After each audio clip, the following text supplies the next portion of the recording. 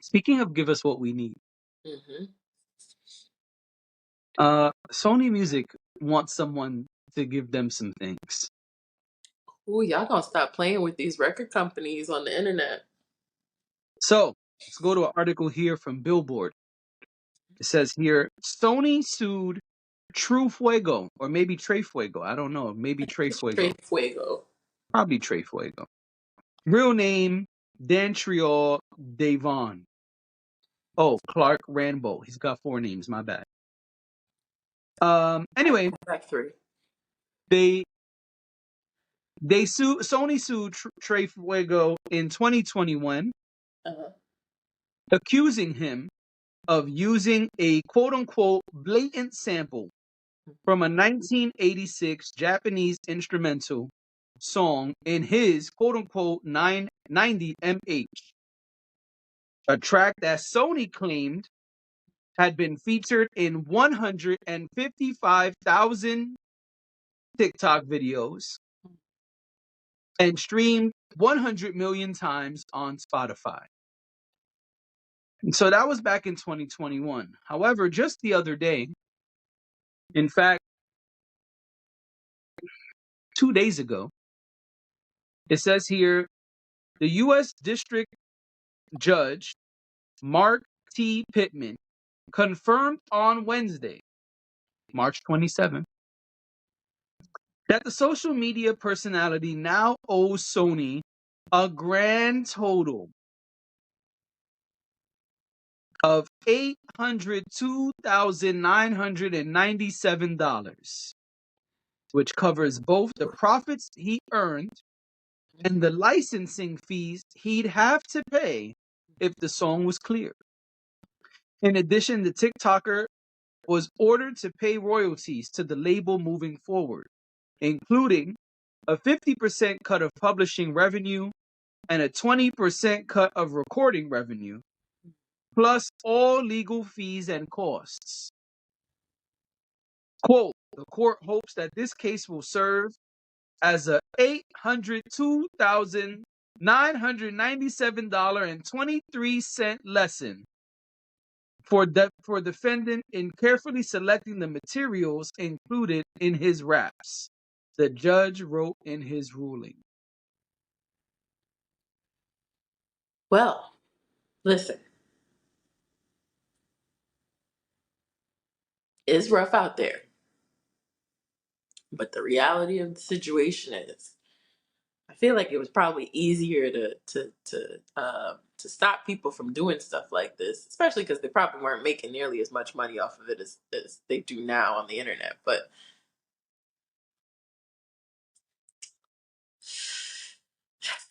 the record labels will come for you. So this is an interesting case to me, and I'm gonna tell you why. There are lots of people who are not signed to record labels that just sample stuff. Mm-hmm. Sometimes you don't even know what the sample is. You buy a beat or someone sends you a beat. Right. You don't even know what's sampled. You're just like, yo, Green Shades is super hot fire. I gotta record something to this. And you go and record it and you put it out and whatever happens, happens. Right. And most of the time, people aren't concerned because they think I'm probably not gonna sell enough Mm-hmm. to Yeah. to be hunted down by whoever this sample is from. Yeah. And usually the amount of units, and maybe it changed today, but in the past, the amount of units you needed to sell was something like 150,000 copies of something. And so people wouldn't worry, if you made a mixtape or you're an artist, Mm-hmm. selling CDs out your trunk kind of thing, or you upload to Spotify with the rest of the billion people a day who are putting out music. That's an exaggeration, by the way. You feel like, it's very unlikely that it's going to do more than 150,000 units. And if it does, then hey, I'll pay whatever it is when the time comes. Very often, and we've seen this with artists who have gotten a buzz and then signed to a major label, what will happen is, yeah, your single takes off, and it has a famous sample, let's say, and your record label will reach out to Never seen the one like person the this. original sample is from and say, hey, we now are with this artist and we are ready to negotiate. Yeah. Very often what happens is the person who you sampled or the group or group of people, whatever, the people involved with the sample, Hmm. they will clear the sample so you can release it properly, but they will take 100% of the publishing. This is totally different. Yeah. This case, I hope, is appealed. Yeah. And yes, I'm being greedy. And yes, I'm speaking personally because it's not so simple to go get some shit cleared from a super famous artist. Right. When I read that, I was like, how is this person supposed to get it cleared? Like, who are they supposed to go to? Were they supposed to write a letter? Was it like an email form? Was it snail mail? Like, were they supposed to tweet the person or the person's the management, or how is this supposed to work? I think it's a lesson in Sure. what the labels are capable of, and they will come after you, but which is basically what they said. That was the statement that came That's what the out. judge said. And the judge was like, "Hope this is a lesson too." But I have a hunch. Keep talking. I want to check something. about the judge, because I was just gonna say, if there's a benefit to, anyway, that's too much, too much. We could talk about that. I could say that off pod, but um, yeah, I don't. I do worry about creators. Listen, sometimes we reference something, or we My hunch was right. what is that?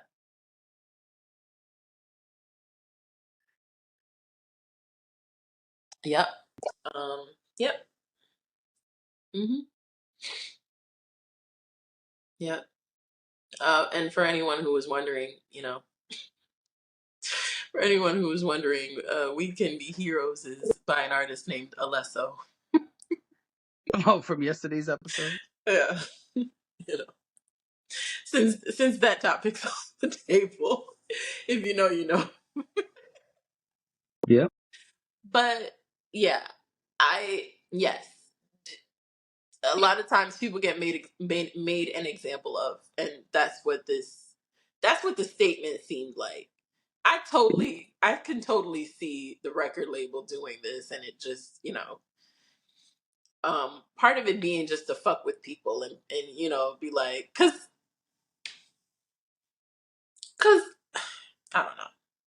I feel like if it was someone I feel like if it was someone huge, I totally understand. But then I also, this is a complicated conversation, Yep. because when you start to think about the integrity of your own work and your own creativity and your own IP, you can understand why people don't want any and everybody just using that to their heart's content. But also, when it comes to being creative and when it comes to innovation, sometimes that mean in order to innovate, something had to have been created, And so it's like we're all working off of a set of ideas. Like, at this point, how many ideas are truly original? It's great when Nas said no idea is original. right, but that's what I'm saying. How, first of all, some of us just have similar ideas. There's that. But then also, sure, you hear a beat or something and you're like, I think I could.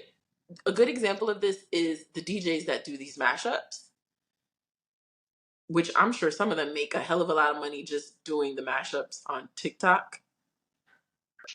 They're gonna come for them next.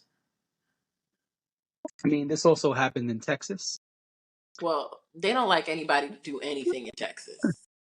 especially. But vote for Republicans. That's it. That's all you got to do to live in Texas. I Texas got a lot of rules. Texas got a lot of rules about a lot of things that don't always make sense. But none of my business. I've been to Texas twice, and I've lived on this side of the country my whole life. So Yeah. Well, I think this is a fucked up situation. yeah, Um, and I hope he's able to appeal and at least renegotiate, because this is not a good look at all.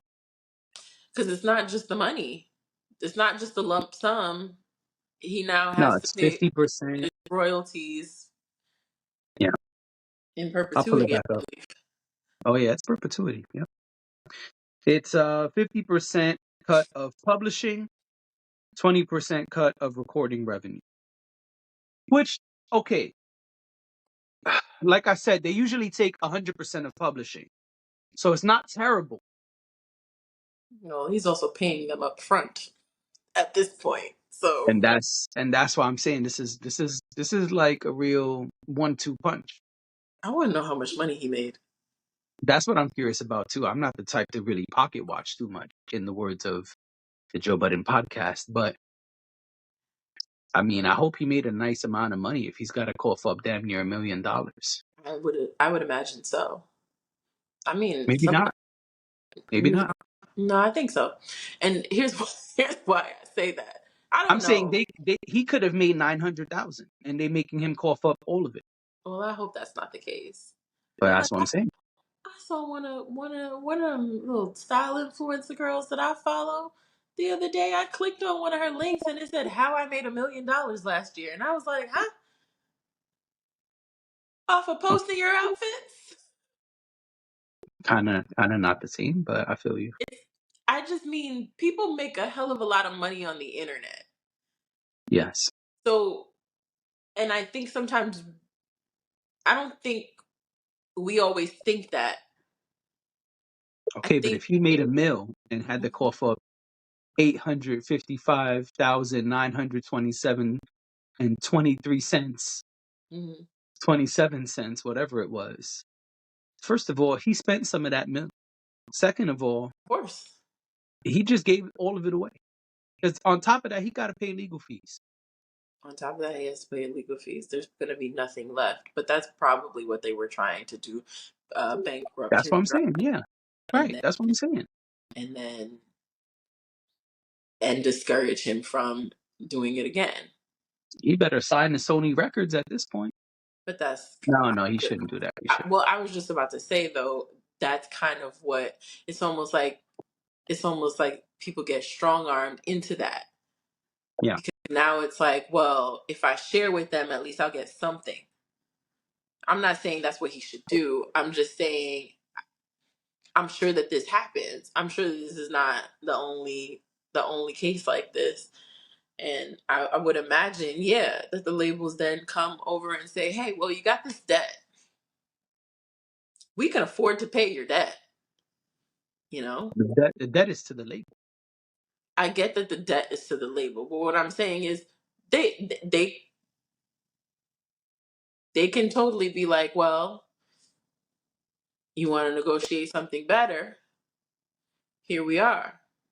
You signed to us, and this is what we can do for you. Now they're making money off of anything that this person creates after that. Yeah, I understand.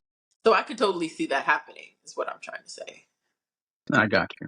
It's predatory. Uh, yes, and I hope that does not happen. I hope not.